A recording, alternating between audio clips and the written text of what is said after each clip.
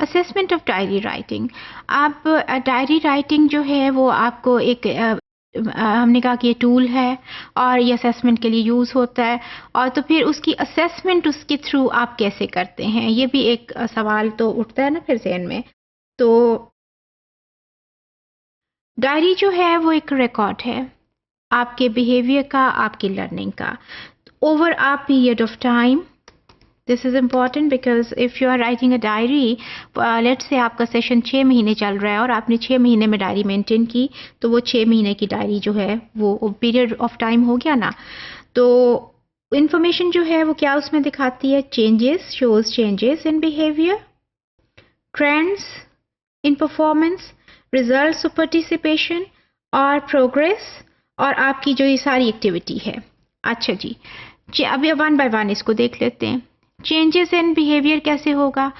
आपकी मैथ की क्लास थी या इंग्लिश की क्लास थी, तो आपने उसकी डायरी में पहले दिन लिखा कि जी मुझे तो समझ में नहीं आया, वो जो बोर्ड के ऊपर जो हुआ ना calculations were, meaning having not many steps over there, और कुछ स्टेप मिस हुआ उसमें से, ये आपकी डायरी में है। और उसके बाद आपके आगे जब आप चलते हैं तो आप कहते हैं कि नो ना I have become quite familiar, तो उसके आगे चेंज आई ना बिहेवियर में। और इसी तरह से आपकी परफॉर्मेंस में भी आई, ट्रेंड्स इन परफॉर्मेंस। अब क्या हुआ कि आप यूज टू हो गए ना उस स्टाइल के, हो सकता है आपने टीचर को भी कहा हो, थोड़े से वो यूज टू हुए हों, थोड़े से आप हुए हों, तो वो जो उसमें ट्रेंड आपकी परफॉर्मेंस में भी आया, आपकी लर्निंग में भी आया। तो ये सारी चीज़ें जो हैं आपकी डायरी में रिकॉर्ड हुई होंगी। तो ये सब जब आप देखेंगे आपके टीचर इन फ्यूचर, तो इसके ऊपर वो आपकी ये स्टैंडर्ड्स हैं, ठीक है, ये जो वाली सारे जो हैं ये स्टैंडर्ड्स हैं।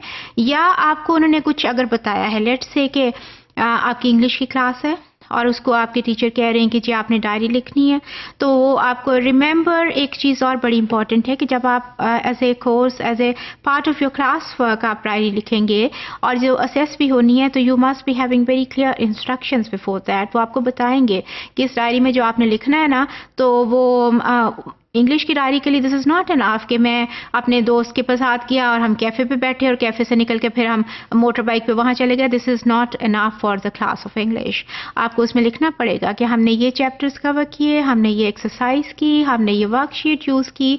तो आपके टीचर आपको बताएंगे और आप उसके ऊपर क्या लिख रहे हैं, उन स्टैंडर्ड्स को आप कैसे कवर कर रहे हैं, उसको आप कैसे नोट डाउन कर रहे हैं, उस पर कितने एक्सप्रेसिव हैं, उसमें आपकी चेंज कितनी रिफ्लेक्ट हो रही है, इन चीज़ों के ऊपर आपकी असेसमेंट होगी डायरी राइटिंग के ऊपर।